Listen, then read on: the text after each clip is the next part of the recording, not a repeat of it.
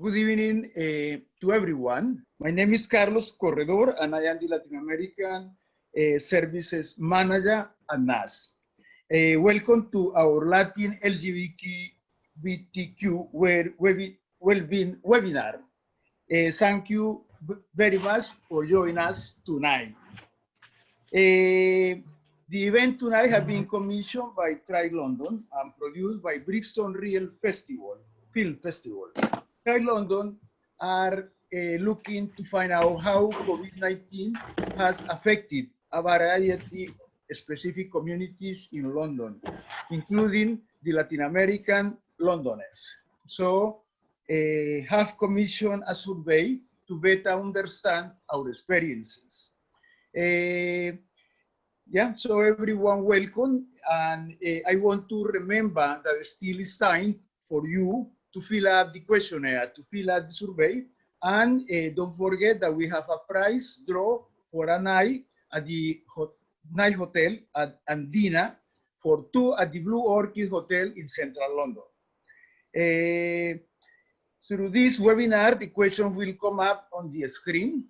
Together, we will answer them, sharing our own histories and experiences, and discussing potential ways to London councils to address and to better prepare to support our needs in the future. So to do that, we have a fantastic panel. I would like to introduce first Carolina.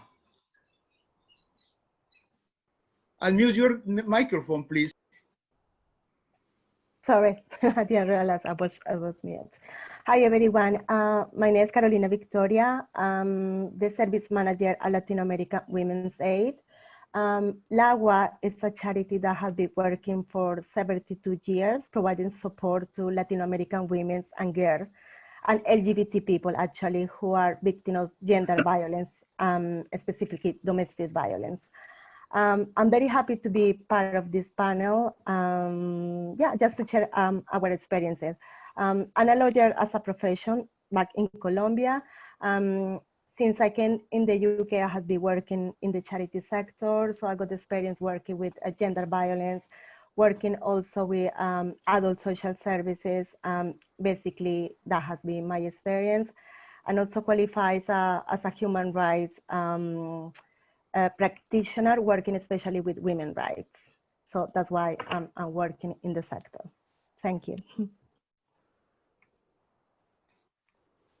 Thank you very much, Carolina. And now I would like to introduce Francisco Di Mate. Good evening, everybody. I'm Francisco.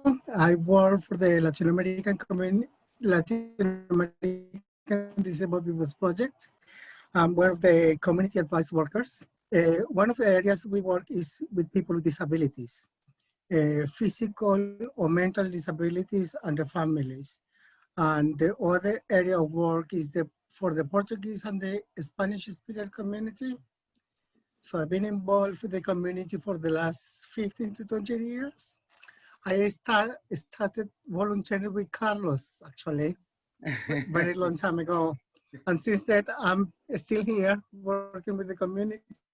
So anything you need to know, you can ask me. Thank you. Thank you very much, Francisco. And now the turn is to Gloria. Hi, good evening, everyone. Thank you for being here at this webinar. This is very exciting. It's a first one for many of us. Okay, so my name is Gloria Iscano. I've been in this country since 1982. And I don't know whether you heard of Exilio London or Exilio Latin Dance Club, which is one of the longest LGBT running nightclubs in London. We've been open for 23 years.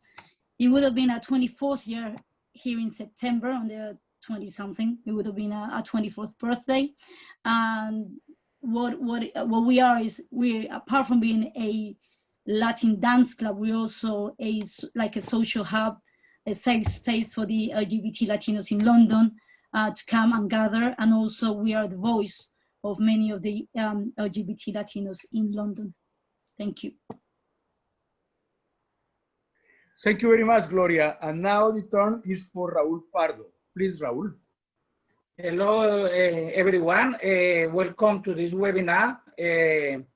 My name is Raúl Pardo Cardona, and I've been in UK for since 1993. And I've been working, my profession is to work for the NHS. I work in the National Health Services as a medical assistant. So I've been working in a chest and respiratory unit, which specializes in all illnesses related to the lungs. So I've been working in COVID positive since the start of the pandemic. So that's my profession. And I'm representing here WADES, which I am a volunteer for over 17 years now. WADES is called Voces Amigas de Esperanza, which we support and give help in the emotional help to all our Spanish and Portuguese speakers in London. So basically what we do is just to prevent people who suffer from depression, anxiety, or that got mental health crisis, to support them before they get to the point that they need clinical help. So in WADES, we are doing this job. All of us were volunteers, and you can ask me whatever is related to this kind of issues that everyone can have at the moment. So I am here to help. Feel free. Thank you very much, Raúl. And now the time for me to tell something about me. My name is Carlos Corredor.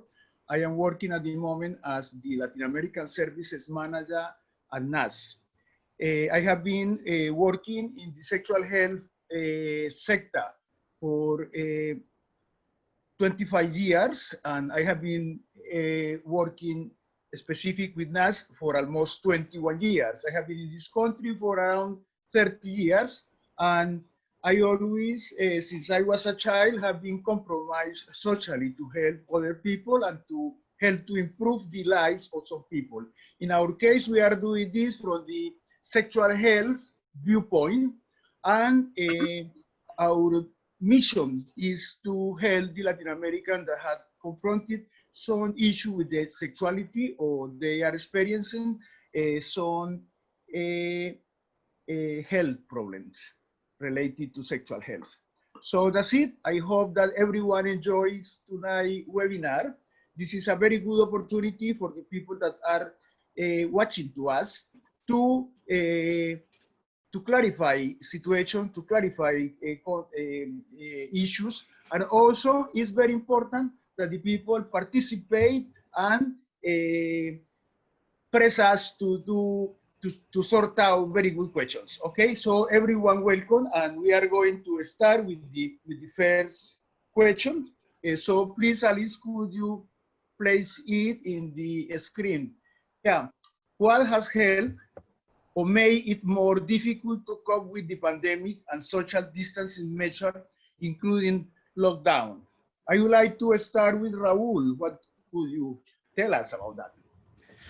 Okay, thank you, Carlos. Related to this question, I have got two experiences. One, I was in complete lockdown because, as I said already, I work as a medical health physician assistant in the hospital. So for me, life was like normal, going to business, as I had to go to work anyway. So I didn't have the opportunity to work from home, or because I do clinical work. And what did make it difficult at the beginning was that basically this virus or this pandemic came all of a sudden to catch by surprise, especially in my unit, where we are specialists in chest and lungs disease. So at the beginning, it makes it difficult in order that all of us, we got hysterical. It was something that we thought was going to kill us, but for all of us, doctors, nurses, and all of us, we have to concentrate in our patients and to protect them. What makes it difficult for us was that we didn't have PPE, which is called protection personal equipment. We did not have proper masks with filters. We didn't have goggles. So that was very, very scary to begin with. We have to put our life online. We have to see patients anyway, and we have to use our little resources we had. And that created a lot of, I saw a lot of anger. A lot of people were very, very stressed. And I'm talking about my colleagues and all of us. Patients were very scared, and they came and they thought they couldn't survive. So as a healthcare professional, I have to reassure them, knowing inside of me that obviously I'm hoping that they're going to recover, but all of us, we were like stressed, very burnt out. However, what helped me to survive this is that I love my profession. I love caring for people. When I choose to work in this kind of profession, I choose it because I don't see health work as a profession. I see it as a vocation. So I put my life online, but I didn't mind. I didn't mind because at the end of the day, that's our job. So it helped me to have meaning. To have meaning in my job, to go out there to help, that helped me to build resilience, to be strong, and to go every day to work. And what I did when I came home was just to meditate, to try to reflect the situation I have to face at work in my home by reading, by meditating, and also as I do charity work, volunteer, I did a online course for some people that wanted to join, and we done something called La Alegría de Vivir, which in English is Happy to Be Alive. And it was 12 weeks course online, and I had 8 people, and that really helped me a lot because it was reaching out to people that they were at home in lockdown. So all of us were looking forward to meet once a week online, and that really made a big difference. Thank you very much, Raul. Yeah, thank you. Thank you very much. I would like to hear Carolina. What was your experience? What helped you? Please unmute your microphone. The microphone. Apologize again, me. I feel like so many people who were working from home, we experienced isolation. See, it was that time when you felt, just be at home on your own, but just not be on your own actually, because you were working and helping so many people. But I see it still, especially when you are working in very sensitive areas like everyone else, with domestic violence, gender violence, or people with different people who face different difficulties. It's very important to be able to have support around us. During the lockdown, we didn't have that much, at least not face-to-face, because I have to say, I have the great opportunity to work in a charity that actually care a lot about their staff. So my manager was always there, the director was always there. You can just oversee what was our needs while we were working from home, but still we could feel that. We could feel the isolation. Like everyone else, it was this financial impact. So many of our staff were to furlough. So actually it was just few of us who remained working. And I know as a matter of fact that even people who are part of the management, they were doing volunteer work in our charity. So that means that at the same time we were overwhelmed. It's not a secret that during the lockdown, the domestic violence figure raised a lot, like 20%. So that means it was much work for us. We were actually getting so many calls, more than usual. But at the same time, it was just few people, member of the staff working.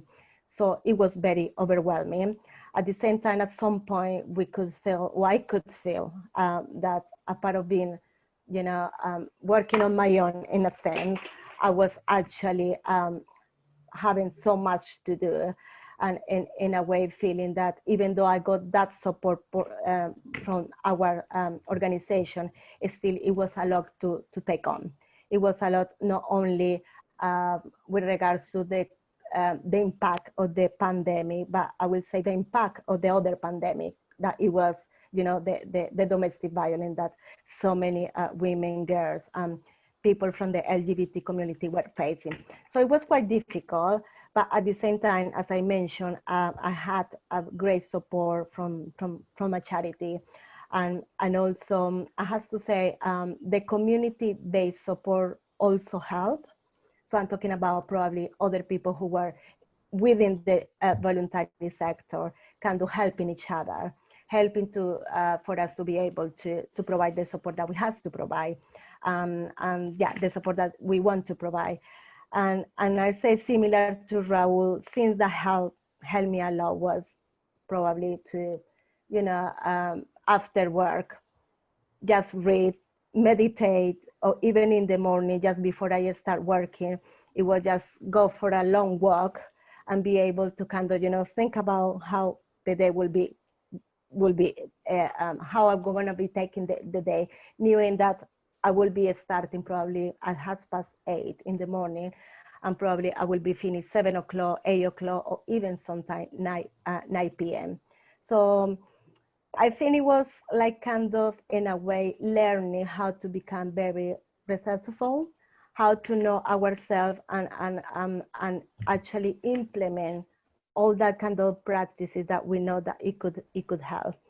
Because yeah, I mean, it was not just only the pandemic, it was also facing, be providing support, try so many times, even try to keep someone alive, you know, in cases of domestic violence. But here we are.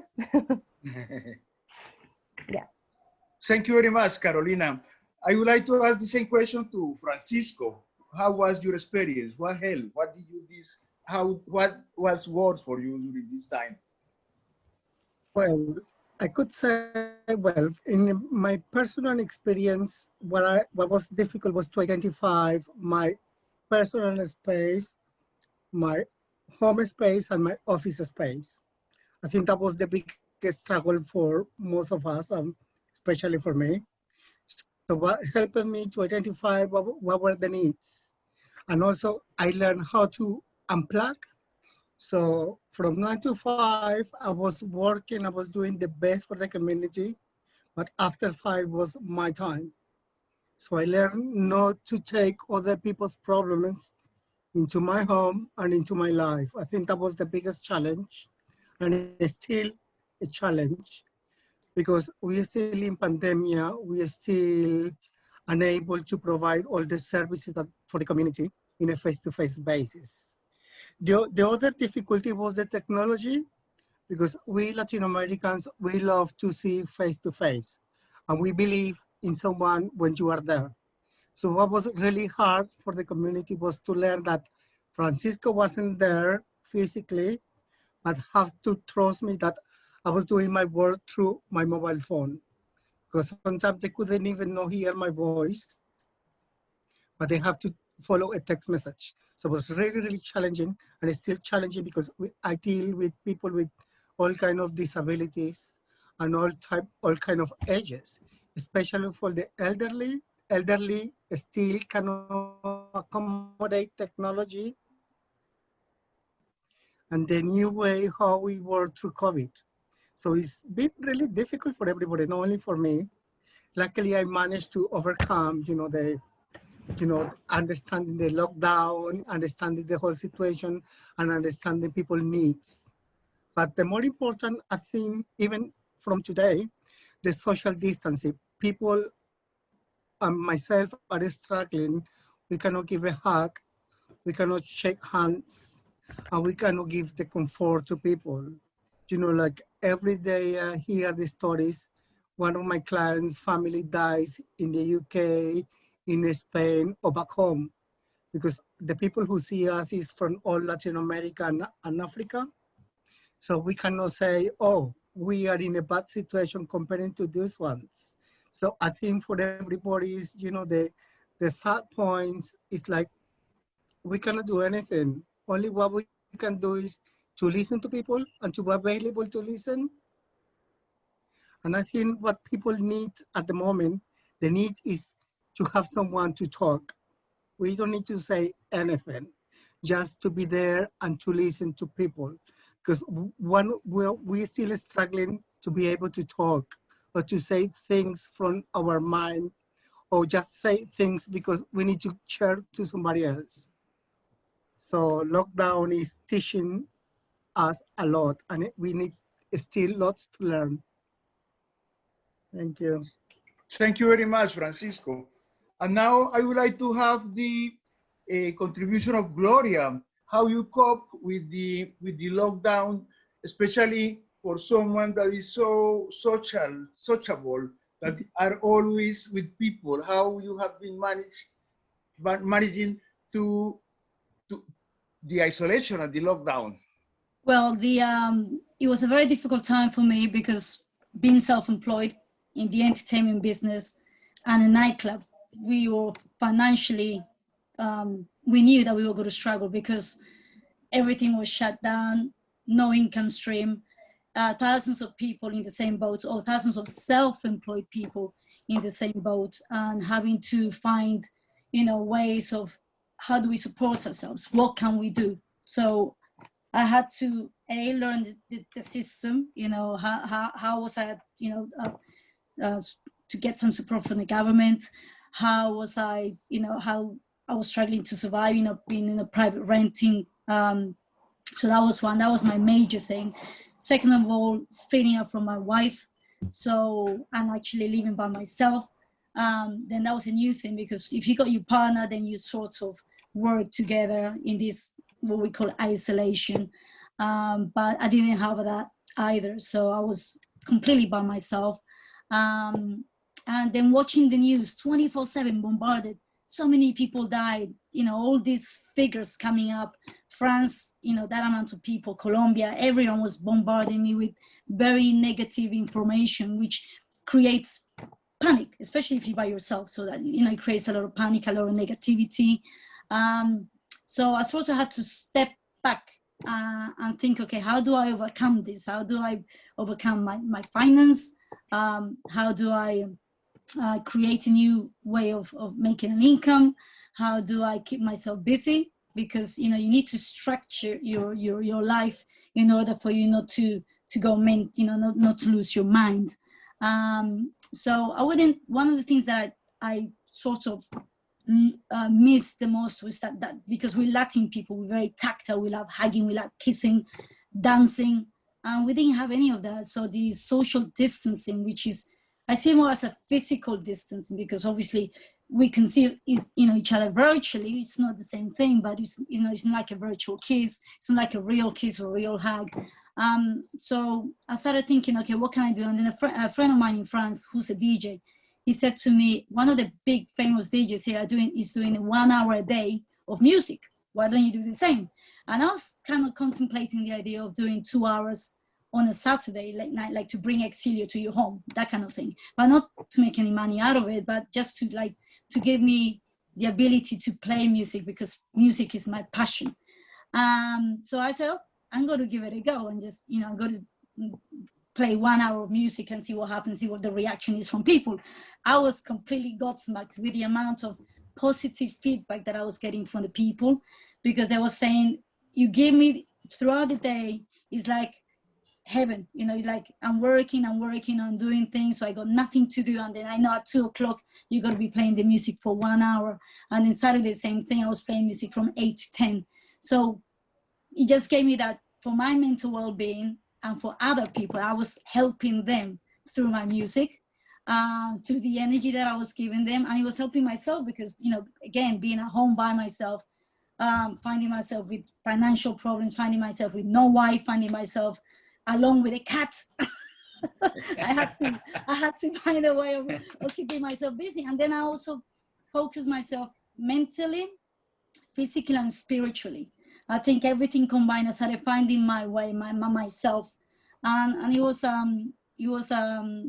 it has been difficult. It is very difficult still, because a lot of people in the entertainment business are out of jobs because we're not allowed to participate. We're not allowed to do any social gathering.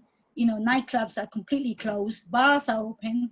I'm amazed with the amount of people on a Saturday night, no mask, you know, huge queues, waiting to go inside the bar with a late license. And there's no, you know, I say to myself, how come nightclubs are closed, which is exactly the same format as late bars, and we're still not able to open? People are calling me all the time, when is Exilio going to open? We need this, you know, I need to, you know, it's like a way of distressing yourself. I love dancing, but that it's, Exilio is not going to be the same. It's Exilio, I don't think it's going to, you know, with these social distances or physical distancing, there's no way of dancing a bachata, reggaeton, una cumbia.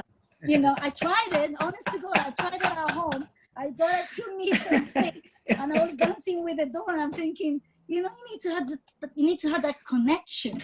And there was no way. So I was like, you know, Exilio is just not going to be the same. I need to reinvent Exilio as well. I mean, I reinvented myself. I made I became an independent business owner. So, you know, now I'm doing, you know, I'm selling essential services. So it's like, hold on a second, you're a DJ, you're a promoter, you're the voice of the Latin people, and now you're selling gas and electricity, mobile phones, and et cetera, et cetera. I said, well, no, I have to reinvent myself, because I got, you know, I got no other means of income. And, you know, with our age as well, you know, because when you're becoming Peter Pan like myself, and, you know, I'm going to be 50 very soon. And it's, you know, with the modern technology, everyone's like, you know, the first time I tried using Zoom, I didn't know what I was doing. So this is, again, it helps a lot, Zoom, but then you need to get to know the technology that is there, that is available. So it's a very, you know, it's good to have this technology, because obviously we are able to communicate. We're able to communicate with our families through WhatsApp. But yes, this physical distances is just a killer. So yeah, that's basically me. Thank you very much, Gloria. I think that now is my turn. I must confess honestly that this has been very traumatic period of time. Why? Because to professional level and also to social level, everything was taken off suddenly from me and from us. Our work is very much face-to-face, support the people face-to-face, speak to the public also face-to-face, do testing face-to-face. So this has been very difficult for us to do this virtually, to do this online. How are you going to do, for example, a test for HIV online? When you had to, if your result is positive, you had to be with someone, because it's very difficult to assimilate, it's very difficult to manage. Also, to a social level, London is a city where you, in my case, I am without family here. I am the only member of my family who is living here. So my friends and my social entourage, they replace the family. So we met with friends to go to the gym, we met with friends to go to have lunch, to have coffee, etc., etc. And have been now almost 7 months without too much of this. And this made me feel very, very anxious all the time. And also, to don't have these activities, you feel empty. So by the other side, for example, when I was at the lockdown, a lot of people were with a lot of needs. They were without money, without food. They were evicted from their places, etc., etc. So I was very interested that the people still contact me and still appeal to me in order to sort out these situations. And we had to be grateful with some of the people from the community that had connections with food banks and with the social services, that they have been very effective sorting out all of these issues. Because to sort out these issues is very difficult when was a normal time. So in times of the lockdown, they are even more difficult. So yeah, this is my experience. I would like now to invite the audience that we know that we have 19 people online, and I would like to also to ask them to make questions. So we will be able to answer these questions at the end of the session.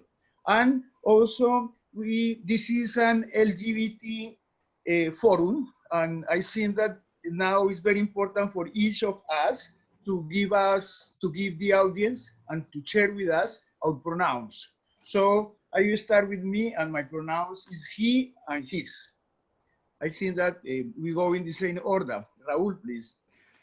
My pronoun is he and his.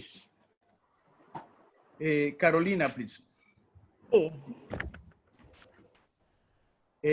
Gloria. Just my name, Gloria. Francisco. Let's go. Okay, perfect. So very, very, very nice. Thank you very much. And so we could go to the second question. In this case, only 2 people are going to reply to this. I would like to nominate Gloria and Francisco. Do you feel supported by those around you? How this help? Gloria, please. Okay. Yes, I mean, I'm very fortunate that I have all my family here in the UK. And through technology, gave me that bridge of communication. So I had WhatsApp. I started learning how to use Zoom. Party. We were doing, I don't know whether we were playing old games like Stop. So we had this, actually we spoke a lot more, because nowadays people don't really talk, people text. And with this, you know, with the fear of losing our lives, the fear of not, you know, what was going to happen tomorrow, people were more open with their feelings. So yeah, I became, you know, with my closest friends and with my family, and then with my extended family, which is Exilio, I was able to communicate with these 1 hour a day sessions that I was playing music. So you know, I was very lucky that at the beginning Facebook, and I was doing it through Facebook and Instagram. Unfortunately, Facebook put a stop to it. So every time I was in a live feed, they were just like saying, no, they blocked me. Actually, until now, I've been blocked. So I did this literally from the beginning of the pandemic, and I did this hour music for 90 days. And it really, really helped me. It just, even my family, you know, they were cheering me on, my close friends, and internationally, I was, no joke, I was having people from all over the world, which was amazing, you know, like, keep it up, Gloria, your music is amazing, blah, blah, blah. And it's just knowing that I was helping other people was helping me as well. Other DJs were doing the same thing. So we were all, you know, sharing music again, because of the fear of losing your lives. People's mentality changed. Once everything was sort of going back to normal, then, you know, there was no need of me giving, you know, this time to the people, because I could see there was, you know, you're going back to work, going back to the shops were opening up and this kind of thing. So people get busy doing other things. So it's just a way of how we were, you know, isolated, cut from the world, and something to do. So, but I got, thank God, a very good network of friends. My family is close, and this pandemic brought us even closer. So yeah, and one thing that really helped was clapping on Thursdays for the NHS. Woo! I was crazy. So yeah, that is such a fantastic feeling, you know, like sometimes I would forget because I was doing something or preparing whatever, and then I would hear the clap. I would hear the music from outside. The music, I keep thinking about music. I kept hearing the noise from outside, and it's just phenomenal how people used to go out there and just clap, and what people were doing, you know, from the balconies playing music and singing. So that kind of community spirit, it's something that really helped me from, you know, from day to day, you know, looking forward to that, you know, doing something and clapping. That was amazing. And really, honestly, NHS, for those people that went and risked their lives, I give you everything. I'm so proud of you, because to be honest, we're in a war. With this pandemic, is like being in a war, and we're just being told, sit at home and do nothing. Hello, how hard can that be? You know, just be at home and sit and do nothing so the spread doesn't go through, you know, so it doesn't develop more. And people were like really negative about this, but then this is why you had to change, you know, flip the coin and think positively and think how you can use this time, because you will never get it back. Think about it. This time you're getting paid, for the people that are in full-time employment, you're getting paid to sit down, exercise, meditate, be, you know, spending time with the children, spending time with your family, spending time with your loved one. And if he's not the partner that you dreamed about, this is time to, you know, to divorce. And then you realize, like, I made a mistake, but no, I'm only kidding. I know this is something, this war, we could win if we stay at home, and, you know, and this is it. So over to you. Thank you very much, Gloria. And I want to hear, how was the clubbing experience with Francisco? That was amazing. I used to go out every Thursday with the fry pan and the moninillo. You know, I got the videos. I got the pictures.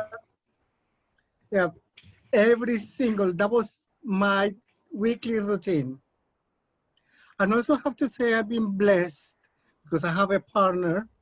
I had a sister here, I had a family back home, and the family I have ever met in my life, they contact me during the lockdown, they text me, they phone me, and it was this amazing support, which I know it wasn't physically, but at least emotionally was very important for me.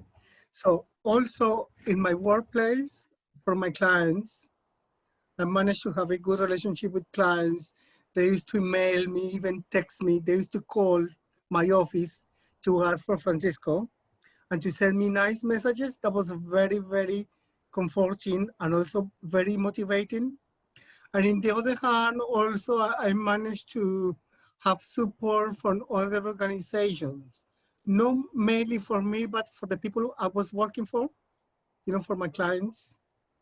And I managed to get staff to provide to them, you know, like could be food shopping, could be medical treatment, could be accommodation, could be anything, you know, like I thought was important for them.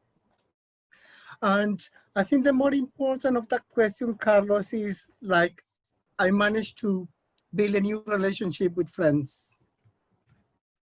You know, like we speak to 100 people a day, but we know who are the friends, the people who are there when you need them, in the good times and in the bad times.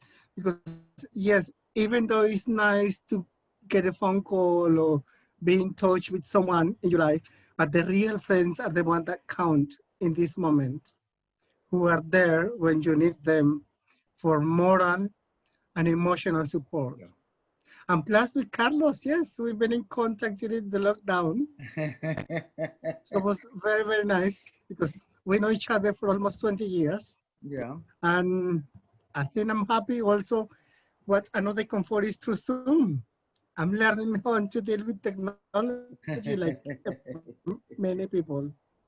I was so scared, to be honest, to be seen on the screen.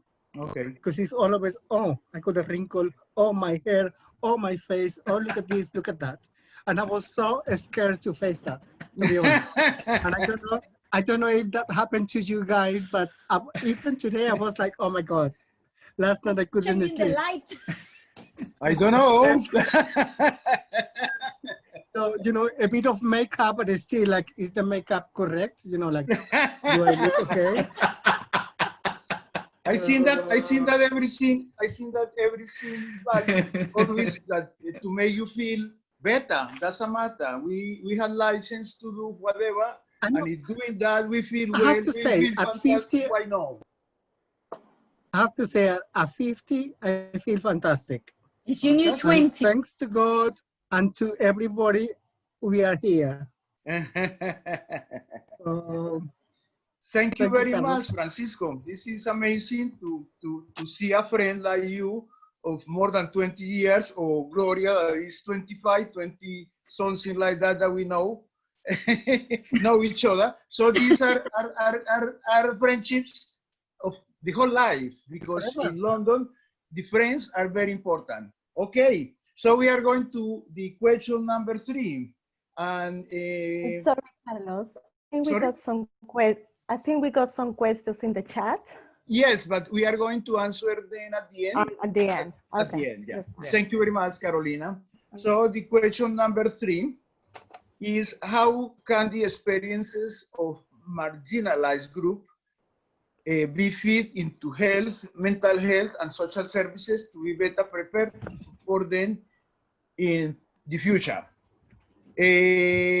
Maybe Raul could help us, that is working with the mainstream services of the NHS. So he's the appropriate person to tell us about that. Okay. He put me on the line, eh? Well, what can I say? At the moment, things are very up in the air. Basically, health services hasn't come back fully. Since May, we don't have in my unit, which is COVID, we don't have patients infected since the middle of May. So we were with empty beds for quite a few weeks. And now we are full, but not with infected patients.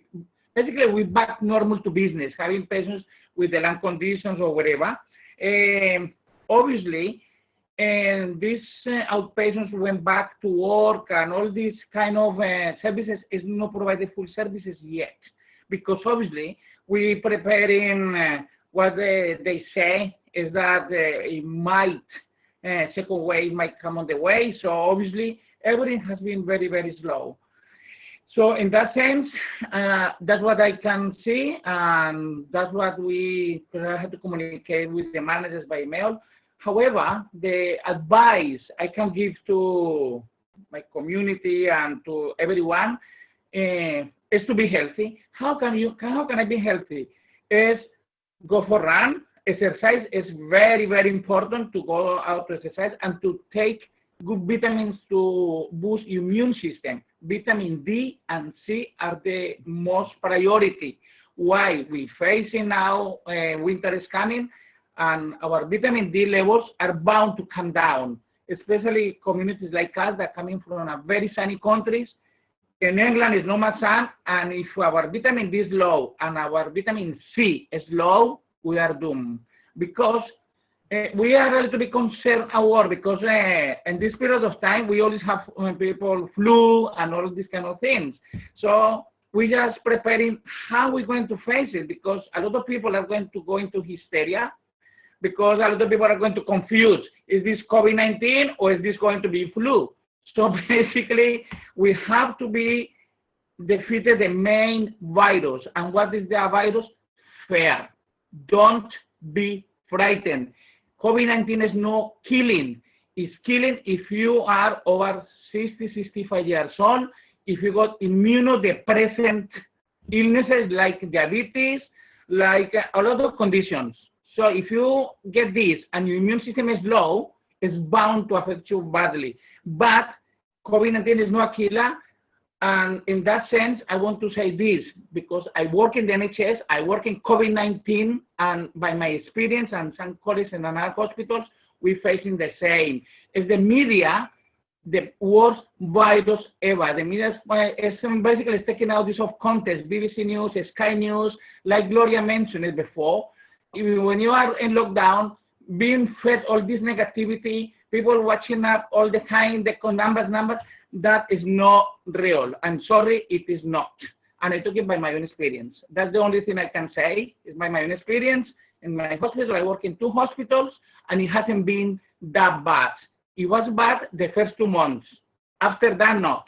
So people like you that you don't work in this kind of environment, obviously, if you get too much into Facebook and all of this all the time, the numbers, people are getting mad and people are getting so depressed, and it's affecting the mental health. how can I keep the mental health going? I work in mental health as well. As I said, I am a volunteer, and it's just to be more positive. How can I be more positive? Try to read some kind of self-development books, try to do course online. What is in my institution where I volunteer, we do, at the moment, we're doing online courses and Zoom.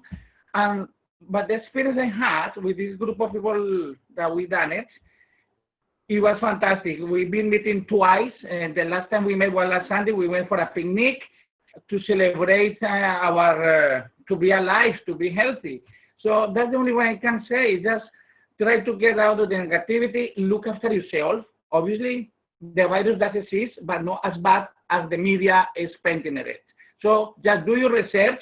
Don't believe whatever the media is telling you, because if you do that, you are bound to get mental health and physically, because you can become hypochondriac. Hypochondriac is when I believe in something and I start to feel, oh, I got temperature, oh, I got headache, and you get into panic, and that's not real. It's completely. That's my only advice. Thank you very much, Raul. I would like to do a contribution to this, that how this pandemic has shown that the mainstream services like the NHS, the social services, the mental health services are not reaching all the citizens of London.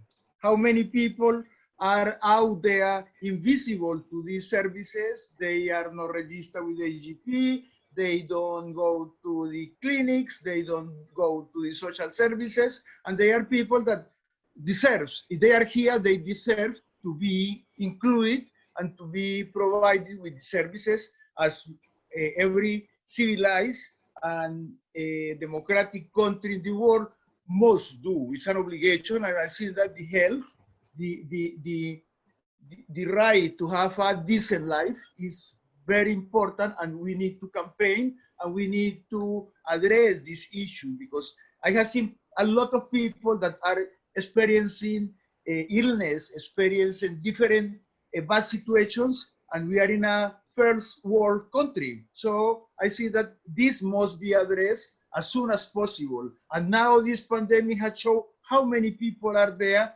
that they are living here among us, but they are invisible. Now the pandemic, the virus, have made them visible. So we need to address that. Okay, so thank you very much. Now I am going to Carlos, ask... I think Carolina has a question.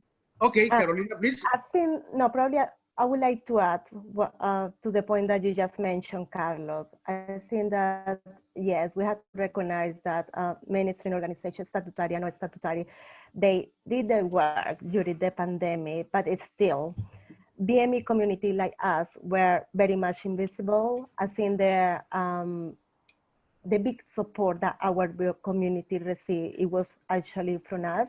When I say from us, I'm talking about from base communities, like the different charities, different groups that are there. So yes, it's a lot of work that it needs to be done for these ministry and statutory services to get us to get, for them to reach us.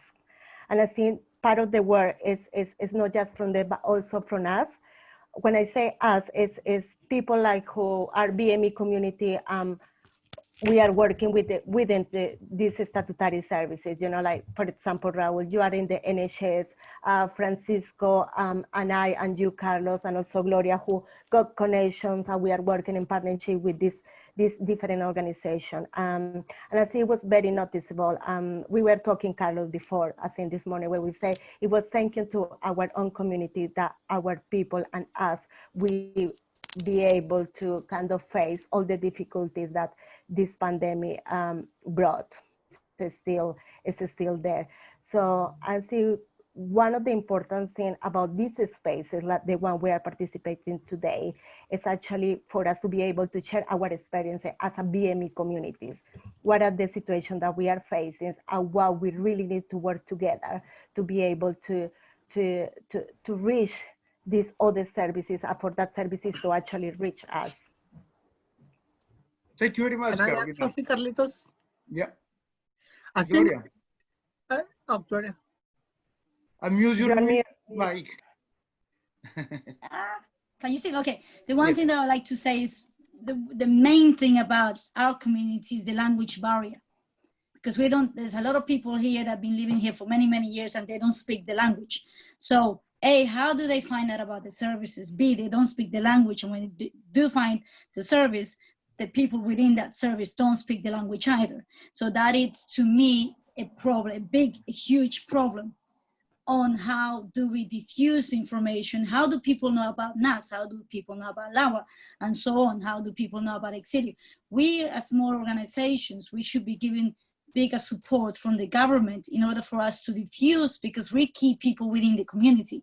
So I think keep people within the community and maybe other organizations as well. If we come together, then we have a bigger voice. If we all come together, regardless of how small you think your job is, because every time I speak to Carlos, I just think myself as a nightclub. But when I start talking to Carlos, you say, you're not just a nightclub.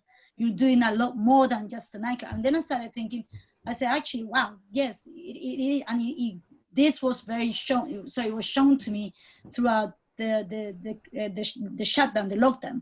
And this is when I realized that actually we're just not about music. It's more than that. So having the language is primarily the main thing. And second of all is leadership. We need good leaders, because if you haven't got a leader that cares about the smaller communities, we're not going to, it's pointless. Our voices still will not be heard. So we need good leadership. We need some sort of communication between the smaller communities and the, like City Hall. How do we cross that bridge? How do we build that bridge? And we need to do it, with our own language and on someone that understands us, a culture and our lingo, a language. Sorry, that's... sorry, Francisco, 1 second. Listen, I want to answer to Carolina. Yes, we are doing a fantastic work, and we are doing this with all our heart and with the best of us. All of the people that are here in this panel, and many people around us are doing the same. But we cannot forget that the people in this country is the obligation of the governments, of the local authorities and the authorities to reach them. We help them to get there, but we work with very little resources. So we have limited resources. We need, for example, the thing that Gloria is saying is that we need the community organizations need more support. More support, what means? More money to be able to do more work with the communities. We need to expand the services in order to be able to reach all these communities, all these people that are invisible. And we are just talking about one single community in Latin America. How many communities are in London? So it's very important that we have commitment, we work, and etc., etc. But also we need the support of the main funders. And now Francisco, please. Yes, I want to add that I think we as a community, we need to help those to break the stigma.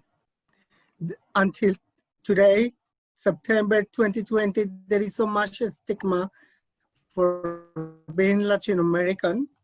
Doesn't matter from which country you are. A stigma of being gay or lesbian, and also a stigma not being able to speak a language. I think that's one of the biggest barriers in our community, because we always, as soon as if I have my own stigma, I will shoot myself from the outsiders.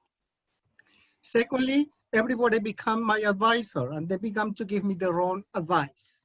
Especially in our community, people are so envious or jealous for you to access something they got before or something they want to get. So we talk about like NHS or social services. People give the other one their own information. I get that in my office every day.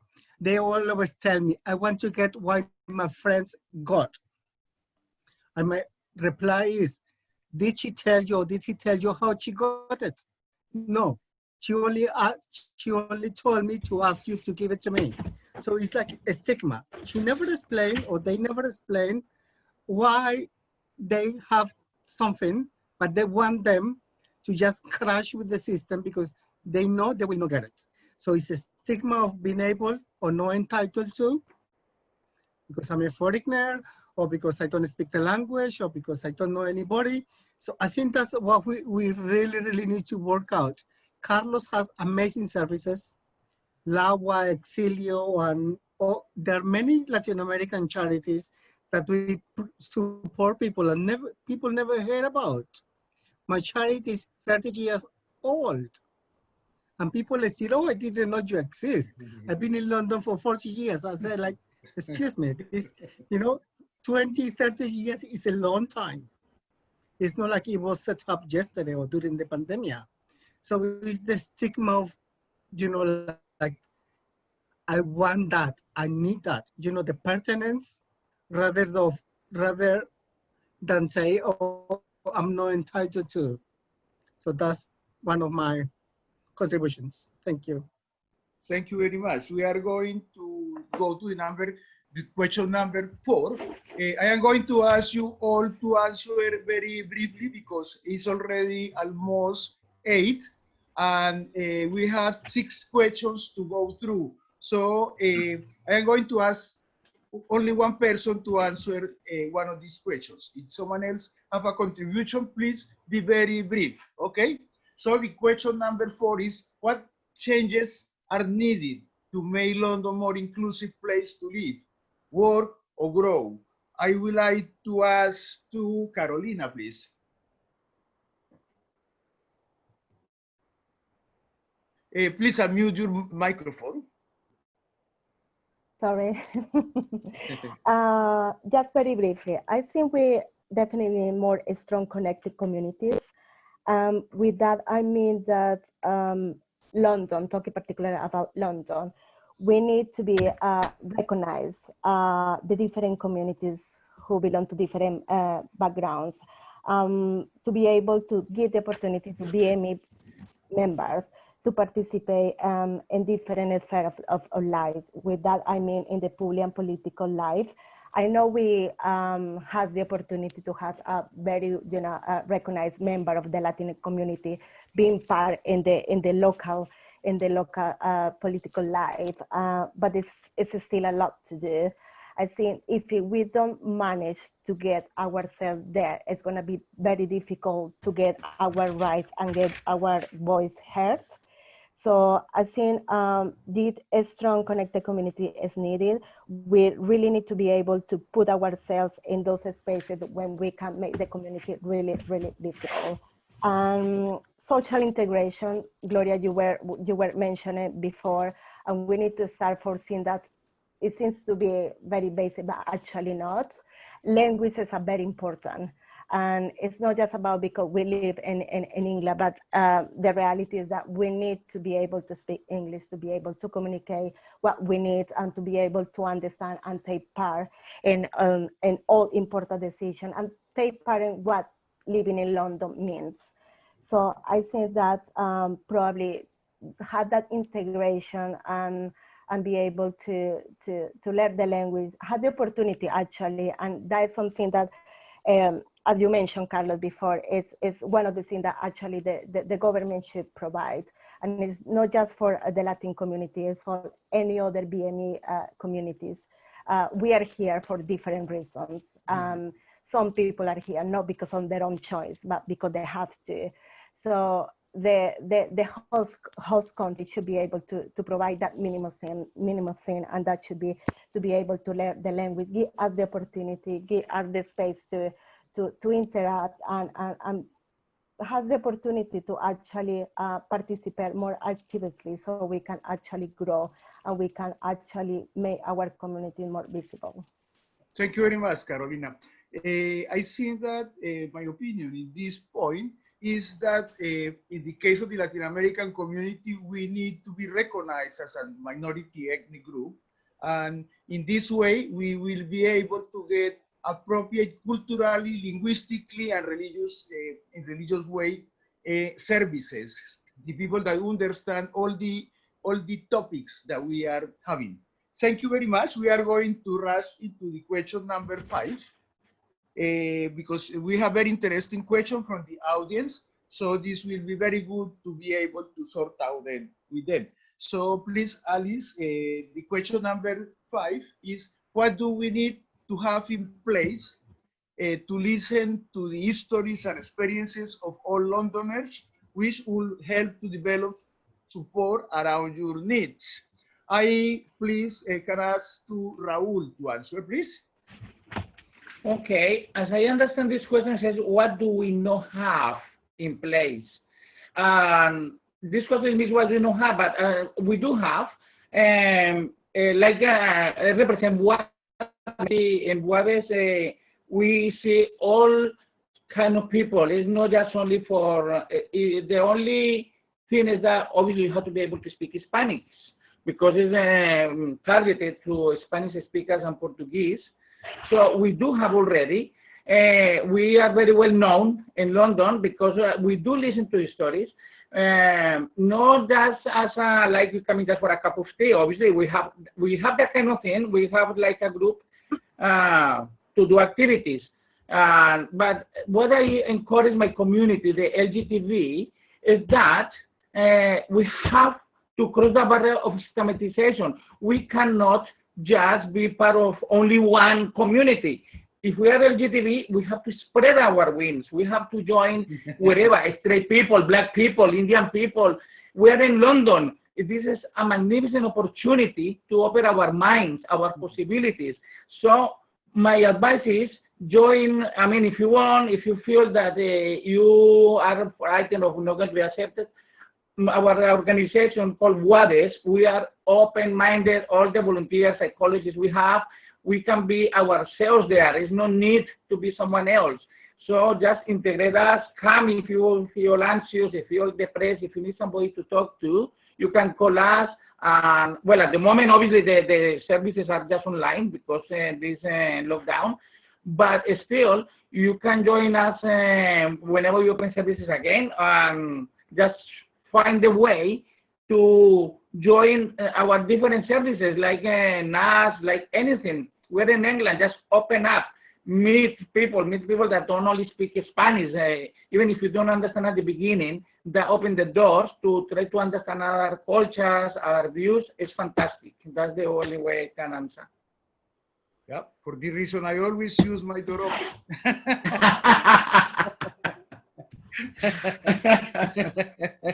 Thank you very much, Raúl. So we are any one of you have any more contribution? Short one, please, because we need to go through all the 10 questions. Thank you, sorry, can Francisco. I think okay. what I could say is what we don't have is a strong commitment. We as a community, or as individuals, we don't commit. There are many organizations, especially like Portuguese or Hispanic, that run activities for everybody. We always sign up, say, yes, yes, yes, I will do it. We never show up. We never support. And remember, even if we are a charity, we need the money. We need to pay the space. We need to pay the bills. We need to pay the rent. So people believe, yes, we provide something, but they never give back. So there is a lack of a strong commitment. Thank you very much, Francisco. Yeah, Gloria, please. I was Gloria, going to say something in the same similar situation, that people are very good at, yes, I cannot support you, or like, oh, why is Exilio shutting down, for example? Well, because if there's no clientele, then, you know, nightclubs will close. Or like if, unfortunately, there's people in the nightclub business. I know people bringing their own bottles, for example, which I think in a culture, it's absolutely disgusting. You know, you don't go into a restaurant and bring your own steak and say to the chef, can you cook this for me? No, it's true. And you see how that affects us as trying to create a space. You know, we need to create a revenue. And if we don't create a revenue, then we suffer, because then we will have to go to a less, to a farther away area, less commodities, less, safety. And safety to me is always a priority for the community. I always look for venues where if I feel safe, because like I said, and I keep saying it, Exilio is my extended family. So, it's like my baby. I don't want no one to mess with Exilio because I look after my people. But sometimes I don't have the support of the community.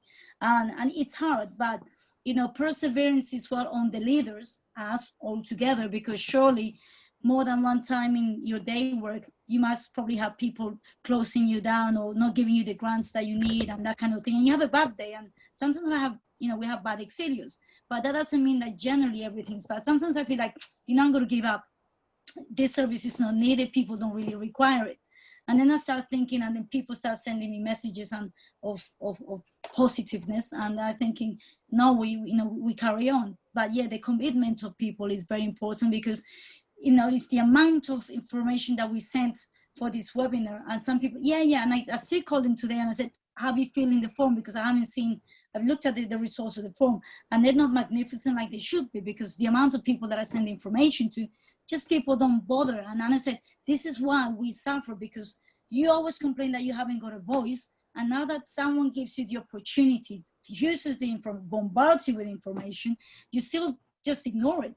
And then you say, oh yeah, but you sent so many things. And says, yes, because I'm reminding you that this has got a deadline, that if you don't put your voice, you will not be heard. And that is something that the community doesn't understand. That's something that we need to teach our own community, that, there are ways of doing things. It's not lastminute.com. These things take time. That's me. Thank you very much, Gloria. I think that this is a very good opportunity also to give thanks to Gloria for this amazing space that she has opened in London for the Latin American community. I remember that in the times when we were younger, and this topic that I am talking about is very much to do with the thing that we are doing in this webinar. Because I remember the time when Ricky Martin was playing the Living La Vida Loca. Everyone was going to Exilio. At this moment, Exilio was very trendy because everyone was looking for a Ricky Martin. And I remember that I met some English guy that said, oh, you are identical to Ricky Martin. So I see that you need to go for an eye test.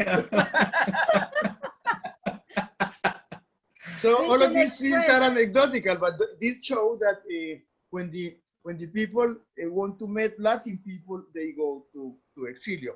Okay, thank you very much. We are going to move to the question number 7. So I ask Alice, please, to put this in the screen.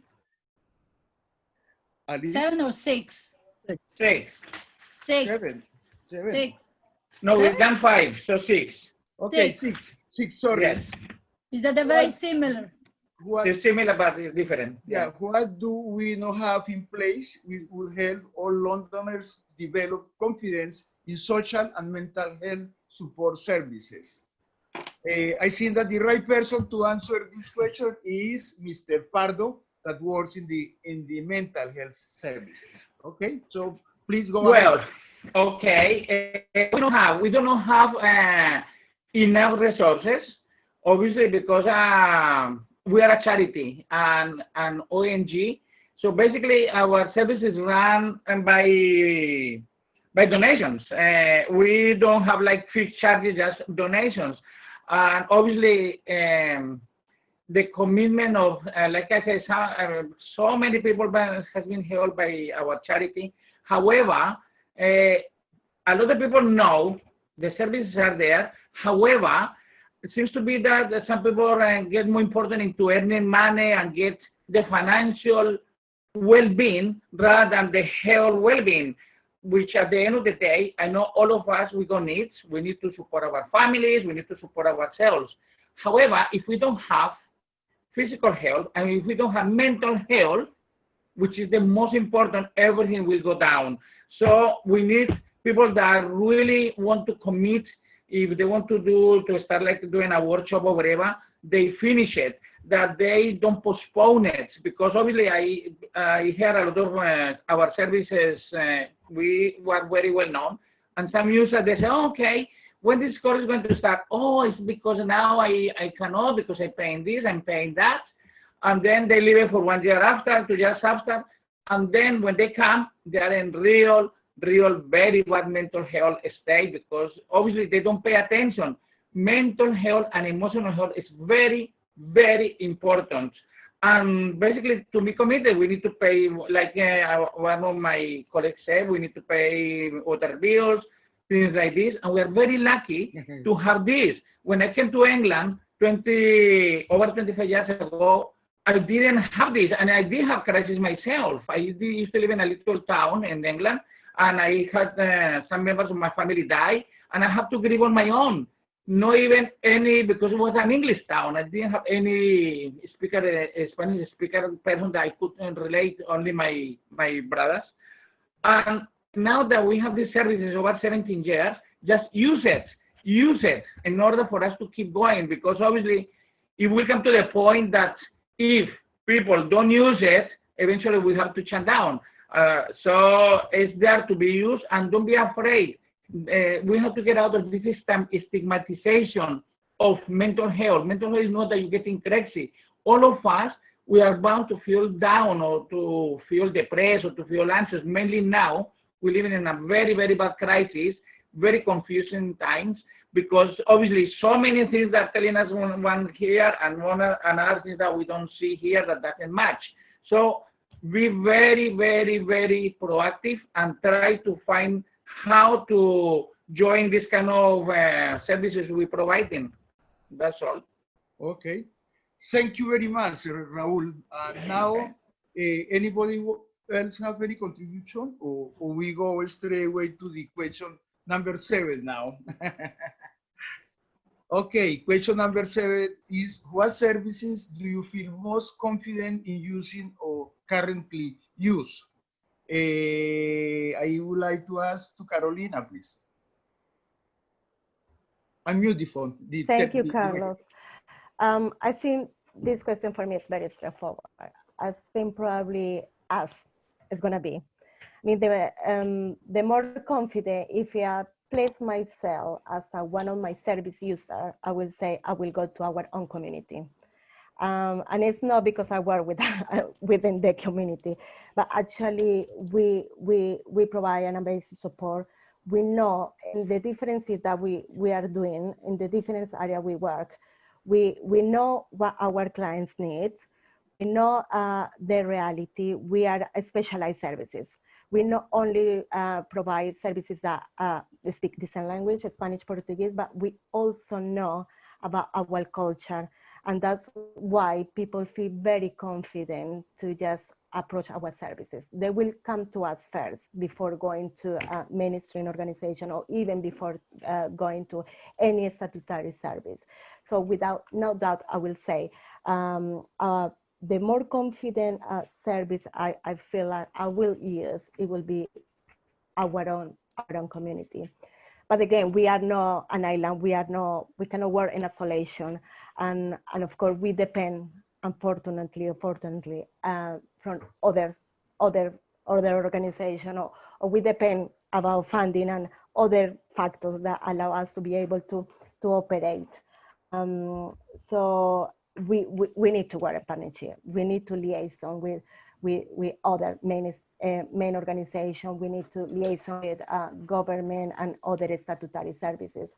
From my own experience, I can say it's very important for us to be able to provide a good service, to be able to keep a woman or again to approach our services safe. I know, as a matter of fact, that I need to work hand by hand with the police, with social services, adult and children social services, with solicitors, I mean, with different actors within our society. So, but yeah, without no doubt, I know our service is needed and is wanted. Yeah, we have to do whatever is possible or whatever we have in hands to be able to continue providing services. Thank you very much, Carolina.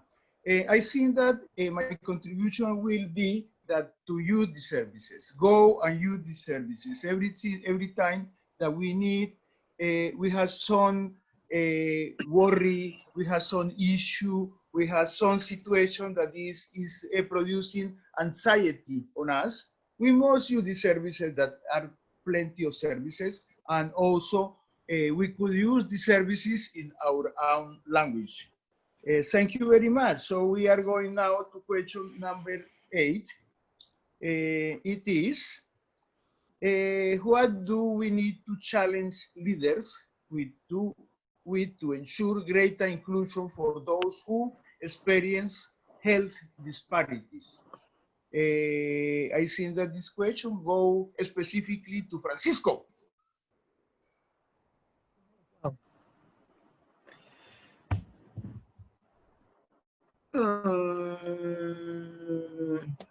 Sorry, I lost it. Can I see the question again? Sorry. Okay, I could read the question.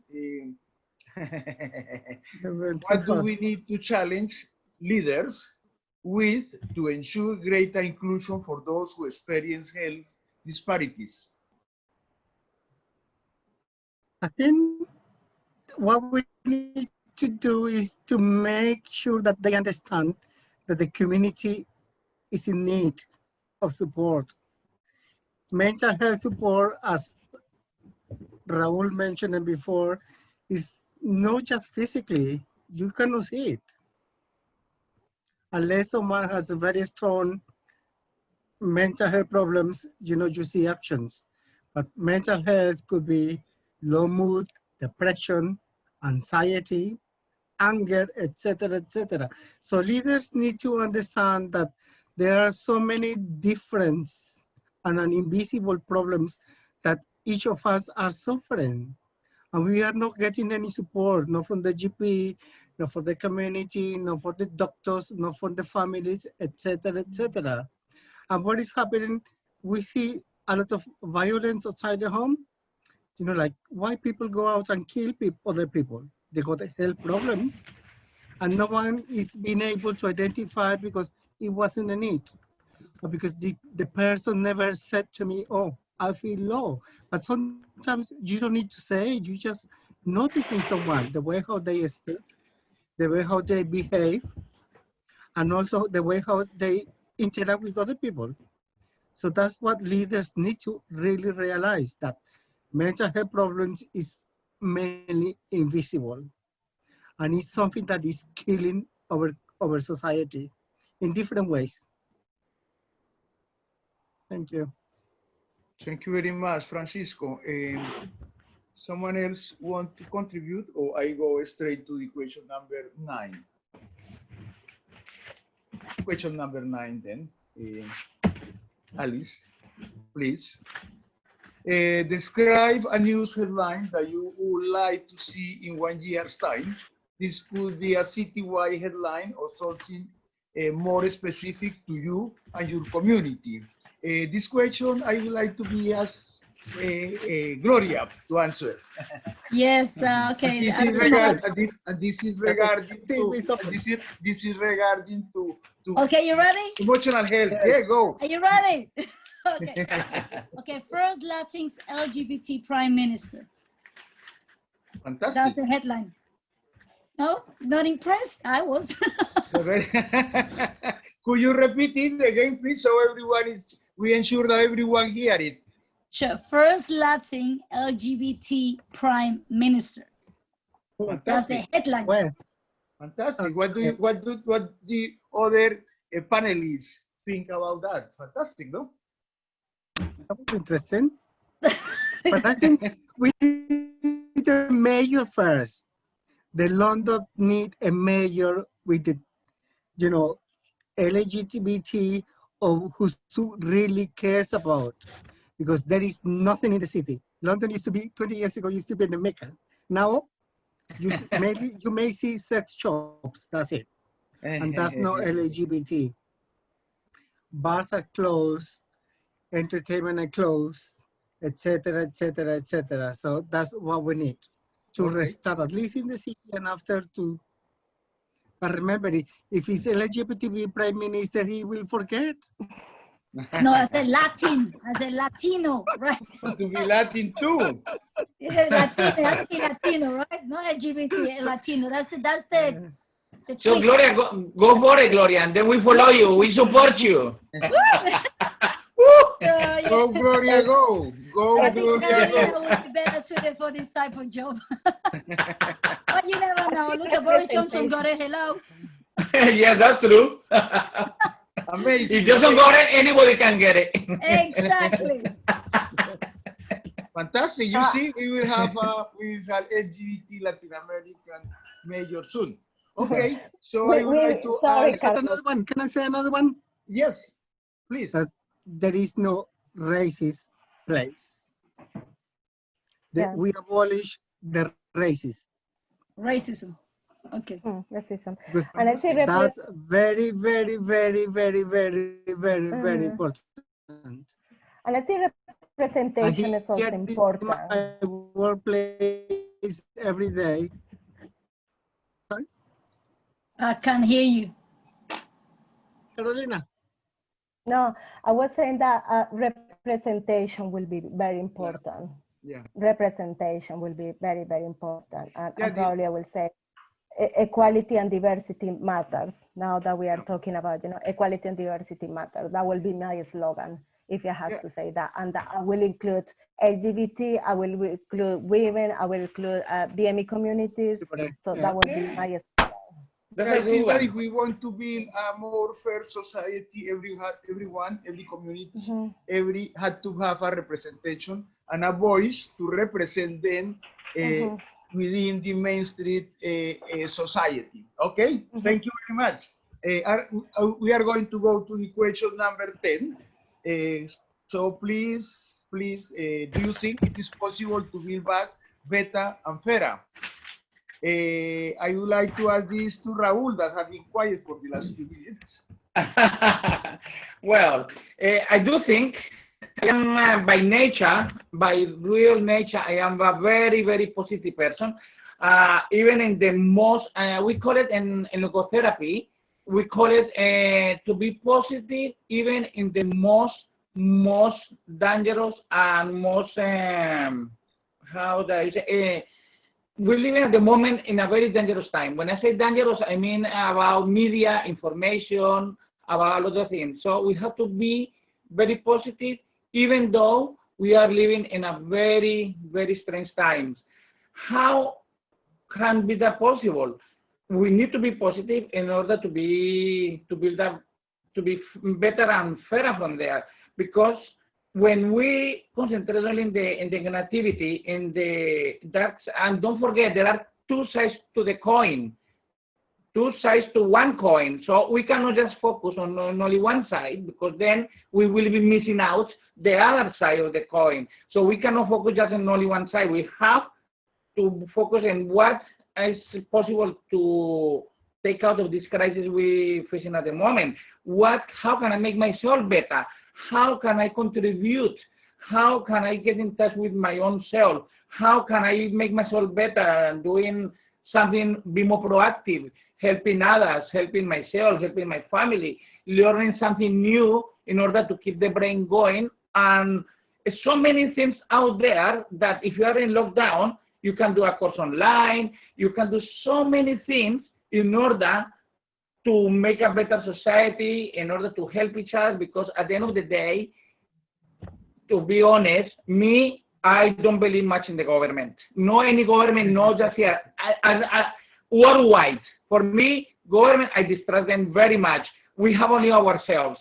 So as a Latin community, as a LGBTQ, just try to be more friends, try to be more, live all that behind all this. I come in here just to do this, to do that. Just integrate, and let's go to work together for our own community and for the common good of everybody.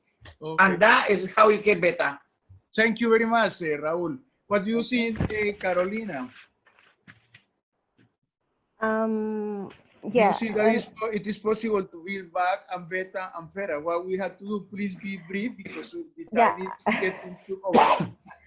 I think we need to start more than thinking about could we do this, is what we are doing right now, right? What actually we are doing to start. I know we are, as a community, we are already doing a lot, but it's how from our position, different in the different areas where we are working with, what we are doing to be able to get our voice heard. What we are, because in a way we represent those people who come to us, our own community. So what we are doing, how we need to, I think we need to be less scared to put ourselves there, to get more involved in political and public life, to be able to push a bit. Yeah. It was one of the things, Carlos, I'm going to be very, very briefly, because, you know, we're talking specifically about mental health.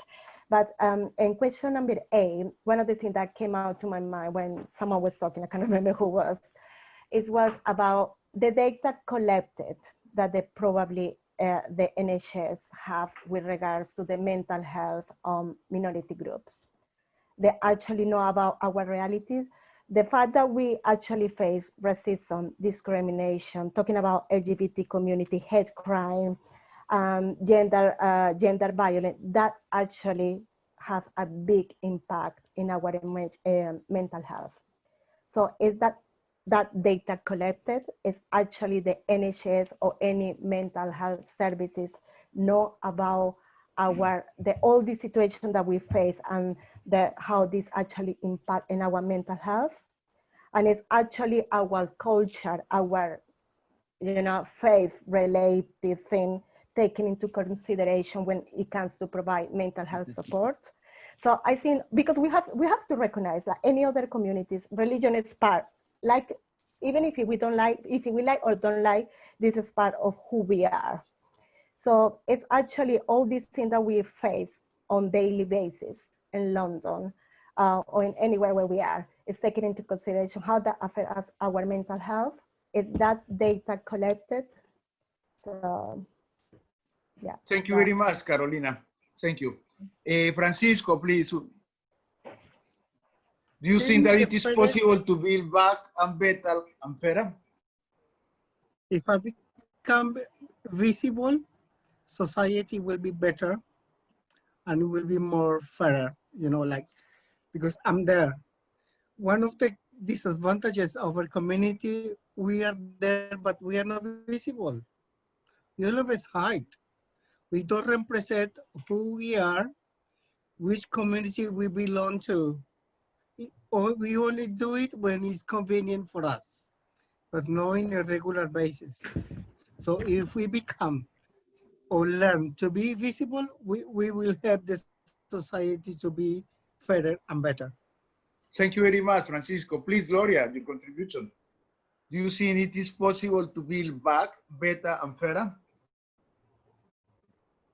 Your microphone, please. I did it, Caroline. With the right mindset, both from us, from the leaders, from the community.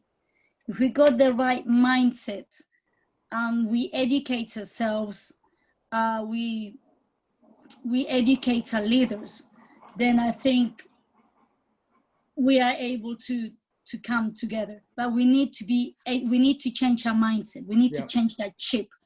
Yeah, we need to be, because there's so many other communities that help each other. That you can see the support, and it's beautiful when you actually see community coming together. But when there's no community, well, there is a community, but they don't help each other.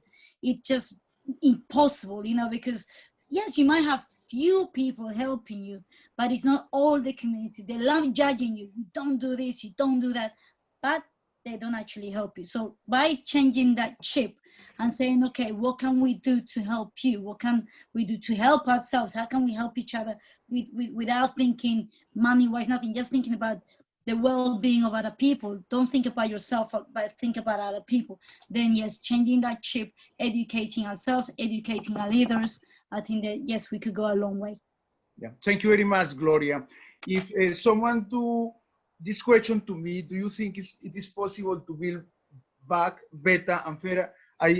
My answer is yes. I have a lot of hope that the society and the world will be much better after the pandemic, because I think that at some point we all have to have conscience and be aware that the only way ahead is cooperating with each other, helping each other, and supporting each other.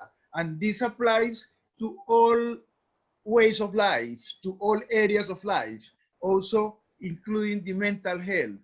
We don't lose anything saying good morning to the neighbor, smiling. We need to to ask, how are you feeling today? Maybe she has not been, or he has not been asked for months now. So I think that I have a lot of hope in the future that we all will be better in order to contribute to the better society. I think that we have covered all the 10 questions. Hopefully, we will have now some time to answer some of the questions from the audience. And before doing that, I would like to remember the people that we had till Friday, the 18th of September, to fill up our survey, and also to have the chance to win a night in hotel and dinner for two. Don't forget to fill up our survey. This will be nice to have a night in one of the good hotels in central London. So we are going to go to the questions that the audience leave to us. So the first question is,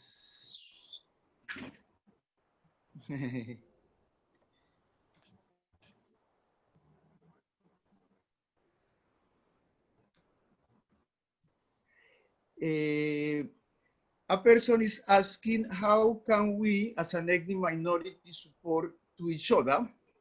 I am a Black man.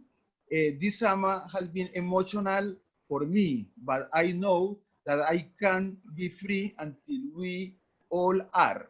So in that spirit, how can we support each other if it is just to hear and listen?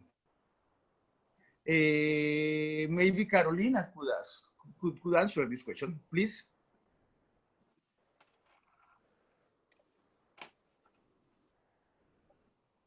The mic, Carolina. I'm sorry. I just keep. It's okay. It's okay. Don't worry that we are all new to this. I think we already answered some of these, or we mentioned some of these points. During this pandemic, one of the things that actually show us is that we really need to be part of a network. See, one of the things be difficult to actually, or not to be able to go and see a counselor, or not to be able actually to get the support of our GP, make us more willing to not make use, but kind of engage with the people that we go around us, and with that I mean family, with that I mean friends, close or not so close friends. So I think, and actually to be able to reflect about our own selves. So what are the things that actually work for us? What are the things that probably I don't even know about myself, but now because of this opportunity of having time for me to be able to realize what are the things that I need the most, and probably those things that is gonna help me. And of course, talking about like the person who asked the question, someone who is a member of the BME community, it would be better if we can have that support from people who identify with us. I will say personally, I will look for the support for someone who is Latin, someone who is part of the LGBT community, and probably I will say a support of a group of women. So I think that is important to know what is gonna work for us and what is there. I know it's quite frightening because we are not used to this new form of socializing. We are not used to, especially for us Latins, that as someone said at the very beginning, we are very, face to face, very tactile. We need someone who can, someone I can kiss. So not to having that, it could be a bit tough. But we are also very adaptable, I have to say. We are very adaptable, we are very resilient. So we know what we got in place and how to make use of that. So I will say, get the support from your own community. That will help a lot. Thank you very much, Carolina. Yes, I think that there is plenty of support in London. The only way is to navigate in the right way to be able to access this support. Okay, I am going to read another question that looks very interesting. Before you jump to the next question, can I add something to this question here? he's asking, but I know that I cannot be free until we all are. I strongly disagree with that because freedom starts with myself. I cannot wait until everybody is free because I don't have power in that. As Victor Franco said, there is everything can be taken from me. Everything. Victor Franco was a Jewish, and he was a psychiatrist, and he was put into the concentration camp. He realized that everything was taken from him. But only one thing nobody can take it from you. What is it? It's the freedom to choose my own attitude. My only attitude, I got power. I got power in that. I cannot go to power in Carlos' attitude, in Carolina, in Francisco, in anybody. So I cannot wait until all of us were free. Freedom starts from me. Freedom starts from home. So by taking all these concepts, by starting to free myself from our conditioning, we've been conditioned since we are a child without knowing. We got so many ideas, so many things that we think we believe is true, but they are not because you don't question it. So free yourself first, start to do your homework, from freeing yourself from all the conditioning we've been doing. And once you have that power, you start to see freedom in others. Until you have to free yourself from everything in yourself first. That's my contribution. Fantastic contribution, Raul. Thank you very much. Very I good. think that I will go to the next question that concerns a lot the Latin American community, and said, I would like to ask what strategies do you have in place to avoid more Latins going into prostitution, and even more to help the ones who are already in that industry. The stigma goes from there. Maybe I will ask to Raul again, that is very wise to answer this question. Let me see what is the question. I saw it before. I would like to ask, what is it? What question is, what number is it? The question. I saw it. Well, I would like to ask, what strategies do you have in place to avoid more Latins going into prostitution, and even more to help the ones who are already in that industry? Okay. Again, the choice is mine. I don't believe that that anybody can go into prostitution just because otherwise all of us will be prostitutes. If it's because they need money, I think that's an excuse.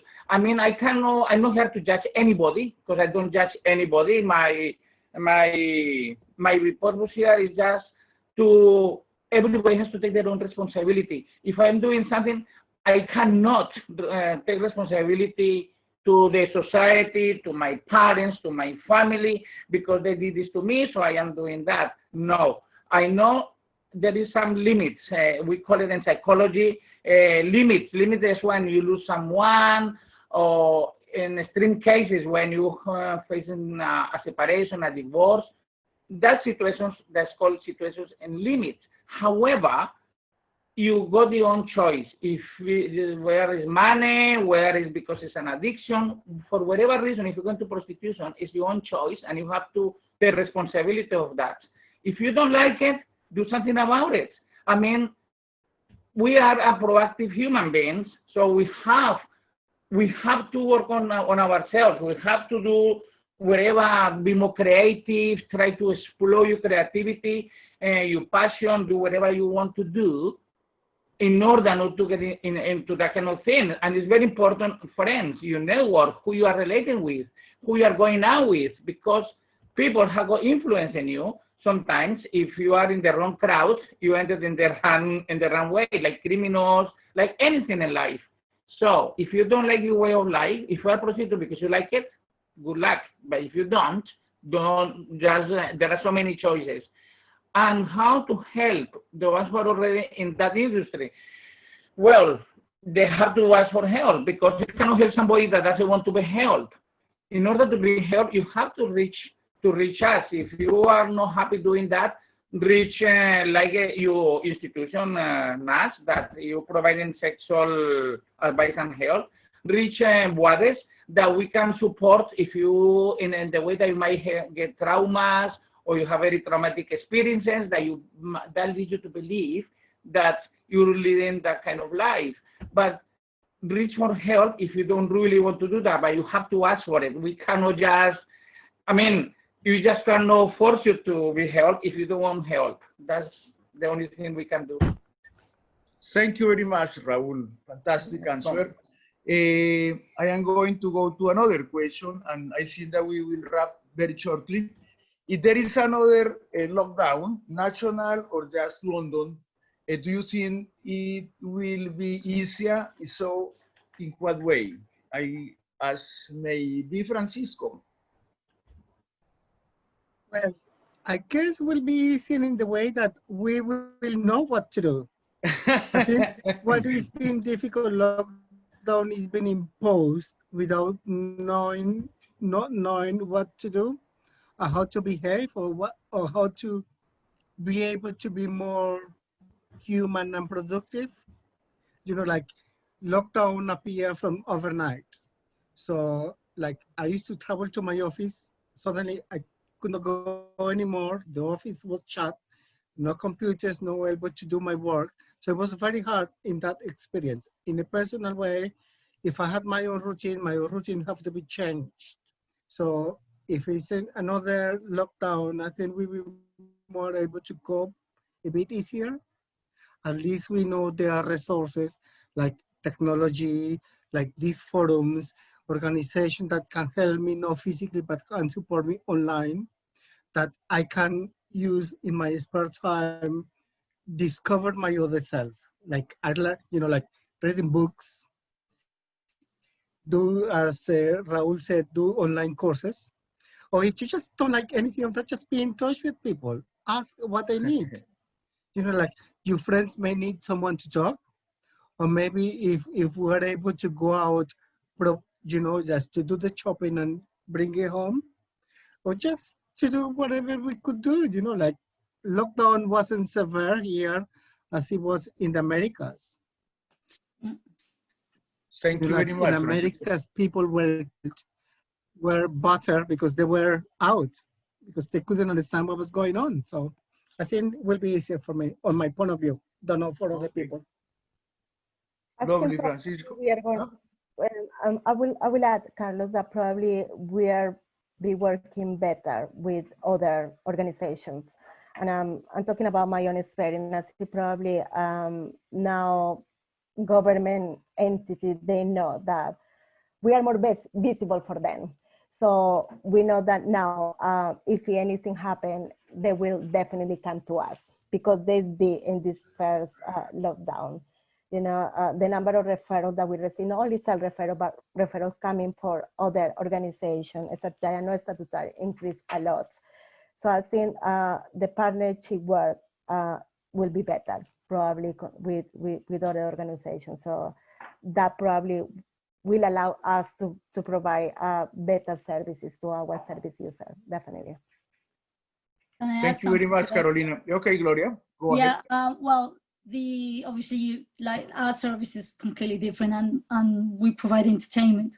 So for us having a lockdown, although we have been in lockdown all this time because nightclubs we're not able to open, it's just another way of keep again this physical distance, not being able to be tactile, not be able to laugh, to share, physically hug each other, dance, una bachata, un reggaeton, una cumbia.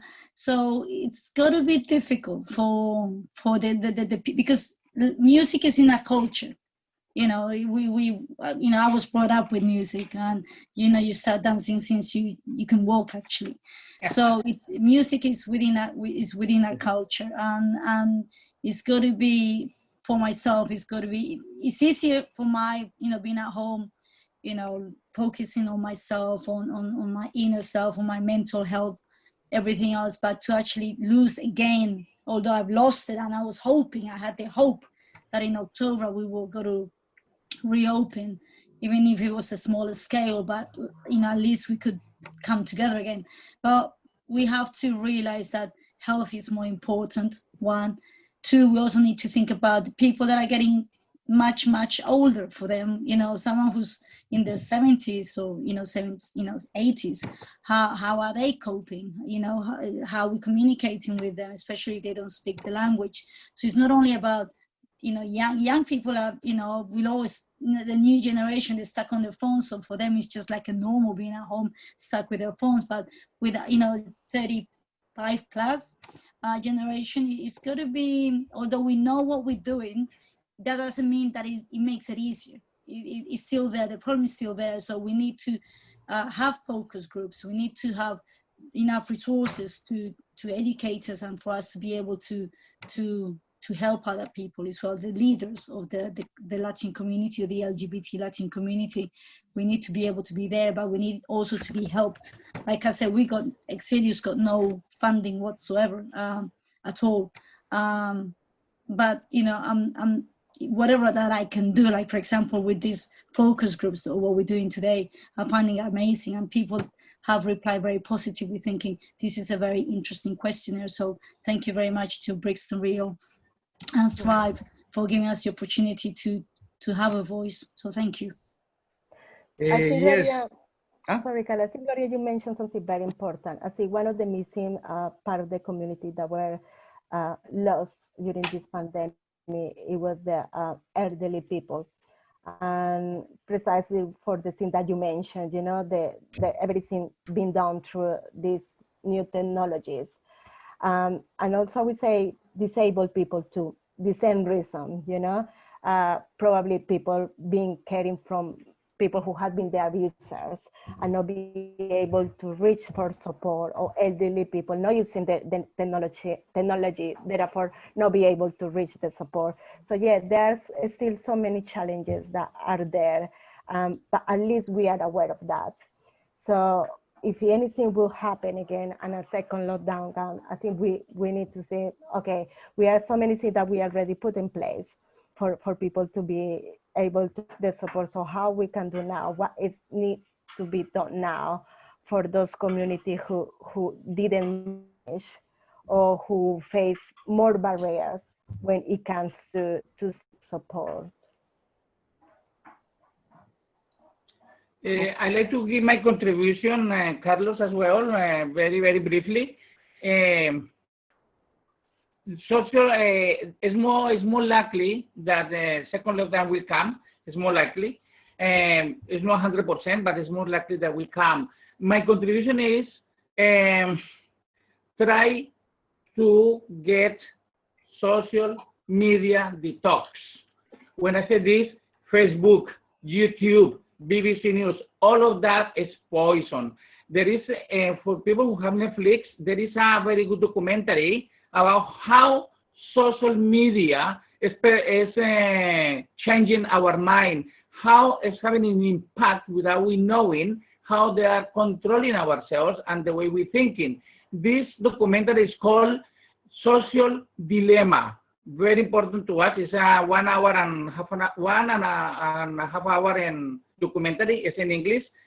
I'm afraid it's not in Spanish, and it hasn't got Spanish subtitles, but it can put English subtitles. And you will be waking up how all these platforms are controlling us without knowing. I know a lot of people know already, but when you see all these, like this webinar, there are psychologists there. There are people who have been working for Facebook before, by YouTube and all that. They explaining it how they manage this pandemic in order to create so much hysteria. We call it hysteria in psychology. Hysteria is all of us, we're going to panic. Oh my God, we're going to die. We're going and all of this kind of thing. Very well recommended. I watch myself, and you will see how that will change our perception. And just get off and have detox from all the platforms, because what they want to do is just to confuse us more and to make of this crisis bigger than it really is. And it's coming from somebody that got I am in the front line, and it's not as bad as all of you believe it, I'm afraid. Okay. I have to speak the truth, and that's the truth by myself. So thank you. That's my very much. I think that we are going to do the last question, and we will wrap the panel. And the last question said, how do you think you would have faced the pandemic if you were in Latin America? How it compared to facing it in the UK? Other challenges, other benefits, same community spirit, and yeah, this goes to Gloria. What do you think? Well, in Latin America, like Francesco mentioned earlier, we had it worse. It wasn't, I mean, to be honest, here in London, we were able to still go to the park, still go shopping, even though we had the long queues. But in Latin America, it was a full lockdown. So being confined to one's, to a space. If you got a big house, then it's all very well. Whether you're in Colombia, you had the weather, that helps. But actually being confined to one space, it's mentally traumatic. I think you had to find your ways. You're in your own country, you speak your own language, you have your own culture, but you are unable to to share this because of the the physical barriers that we had. So yes, they had it worse. That's all I can say. I think that that's it. I would like to apologize to the people that make questions to us. We are going to try to answer them through individually. So I apologize them for not having more time to answer all the questions, but sorry again. We will try to sort out this after the webinar. And I would like to give thanks to Raúl, to Carolina Victoria, to Francisco, and to Gloria for the amazing contribution to this panel. And also, I would like to give thanks to all the people that participate. We have a lot of people from the community, and I feel very pleased that we were able to do that. I would like to give thanks to the Brixton Reel Festival, and also I would like to give thanks to Thrive London and to the GLA for opening this amazing space for us to show, to present our voice and to tell the community our experiences. And yeah, thank you very much. And I hope that this will be repeated shortly. And yeah, that's it. Thank you very much. Thank you. Thank you to Thank all of Thank you you. very much. Thank you. Guys, look after yourself, guys. Yes, Be please. positive, Yeah. be happy. Be Wow. happy.